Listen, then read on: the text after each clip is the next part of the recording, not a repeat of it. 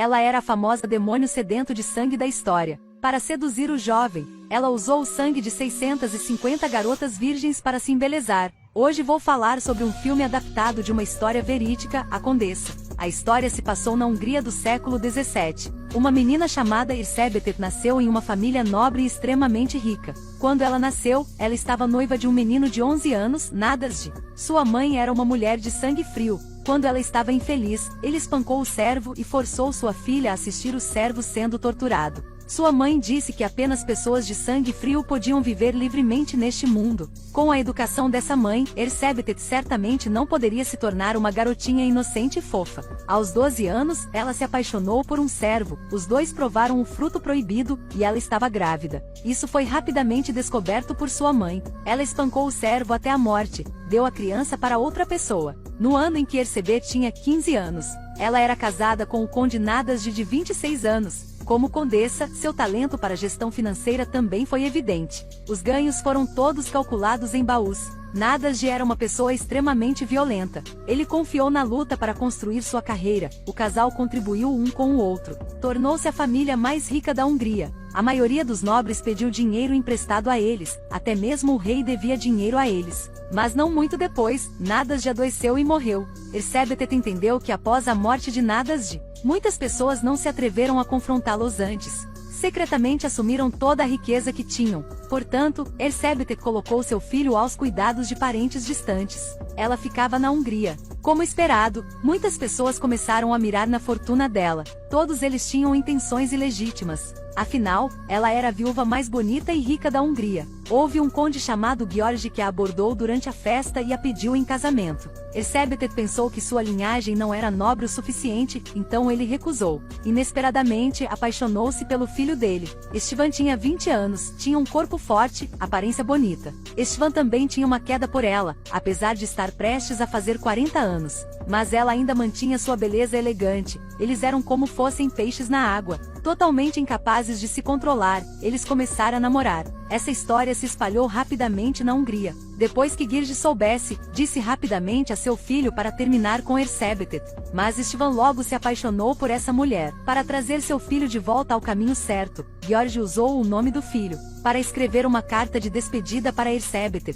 Na carta, disse que com o passar dos anos, sua beleza esmaeceu. Não tinha interesse no seu corpo flácido. Naquele tempo ele tinha que casar com outra garota. Embora ela não fosse bonita, não fosse rica como ela, mas mais jovem que ela. Velha, flácida, jovem. Essas palavras eram como uma faca no coração de Erzsébet.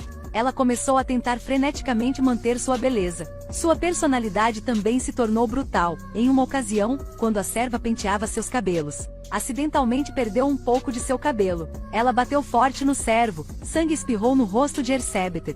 Quando ela se acalmou, olhou no espelho e começou a escovar os cabelos. Descobriu que o lugar que antes estava salpicado de sangue tornou-se extremamente liso. Ela tirou as bandagens coloridas do servo. Começou a limpar no rosto. As rugas no rosto começaram a desaparecer. Além disso, a pele começa a ficar macia e lisa, assim como um ovo recém-descascado. Depois de saber que a empregada era virgem, ela presumiu que isso era efeito de sangue virgem. No início, ela apenas coletou as bandagens de todos para usar. Mais tarde, porque ela não tinha o suficiente, ela começou a massacrar as garotas ao seu redor. Para não desperdiçar sangue fresco, ela criou uma máquina. A lâmina afiada cortou a pele da menina. Havia muito sangue fresco fluiu para a máquina, ela parecia estar possuída por um demônio. Fosse de manhã ou à noite, aplicava sangue fresco no seu rosto. A bruxa Ana disse a ela para parar, isso tudo devido aos seus efeitos psicológicos. Não só a pele não melhorou, mas também o corpo cheirava a morte. Para Erzsébet, esse aconselho foi extremamente chocante, ela ignorou as palavras de Ana. Todos os dias era imersa na lisonja do servo, e a ternura de outro amante. Ele a elogia todos os dias que sua pele era tão macia quanto a de um bebê. Ele foi incapaz de se soltar, às vezes em face do abuso de Erzsébet. Ele também considerou um tempero para fazer amor, não estava com ciúme. Ele era um amante dócil. Erzsébet ficou extremamente satisfeita com isso. Gradualmente, a quantidade de sangue de que ela precisava aumentou. O desempenho não era tão bom quanto antes. Ela sentiu que era porque o sangue das garotas do interior era muito sujo. O efeito era tão ruim, só o sangue de garotas nobres era puro. Ela começou a pegar garotas nobres. Ela até anotou quantas garotas ela tinha matado em um caderno. Um dia, o servo trouxe a esposa de Istvan. A relação de Istvan com sua esposa não era nada boa, eles não se viram havia vários anos. Embora Ersebetet nunca matasse as garotas casadas, ainda usou uma faca para derrotar o inimigo. Inúmeras garotas desaparecidas tinham chamado a atenção do rei. Depois de ouvir que todas as garotas desaparecidas podiam ter sido mortas por Ersebetet, ele disse a Gergi para investigar e, se possível, obtinha alguma evidência. Ele não iria mais pagar a dívida de Ersebetet. Possivelmente usou o dinheiro de Ersebetet para financiar o Fundo Nacional. Um trabalho duplo quando Istvan encontrou Ersebetet novamente.